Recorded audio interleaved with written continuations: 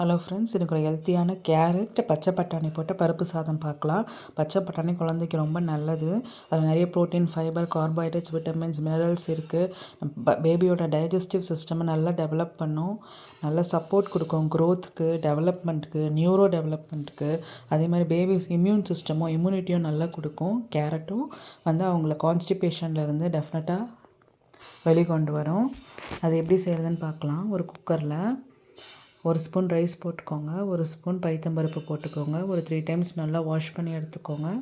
அதை ஒரு அரை மணி நேரம் ஊற வச்சுட்டு அதில் ஒரு மீடியம் சைஸ் கேரட் போட்டிருக்கேன். அதில் 1 மணி நேரம் ஊற வச்சு க்ரீன் பீஸ் பச்சை பட்டாணியும் போட்டிருக்கேன். அதில் தண்ணி ஊற்றிக்கோங்க. தேவையான அளவு தண்ணி, முழுக்கிற அளவுக்கு தண்ணி ஊற்றிட்டு கொஞ்சமாக சீரகம், 2 மிளகு, ஒரு பூண்டு பல் போட்டு லைட்டு க்ளோஸ் பண்ணி மீடியம் ஃப்ளேமில் வைங்க. அது தீஞ்சிரும். 5 to 6 விசில்ஸ் விட்டு எடுத்துக்கோங்க.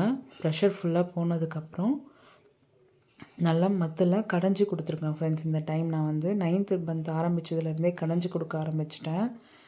கொஞ்சம் ஹெசிடேட் பண்ணுறாங்க, பட் இருந்தாலும் அவங்களுக்கு பழக்கமாகணுன்றதுக்காக நான் நல்லா கடைஞ்சே கொடுத்துட்றேன் ஃப்ரெண்ட்ஸ். நல்லா காயை நசுக்கி கொடுங்க, பாப்பாவுக்கு தொண்டையில் மாட்டிக்கும். நல்லா கடைஞ்சிட்டு பவுலில் ட்ரான்ஸ்ஃபர் பண்ணி கொடுத்தாச்சு ஃப்ரெண்ட்ஸ்.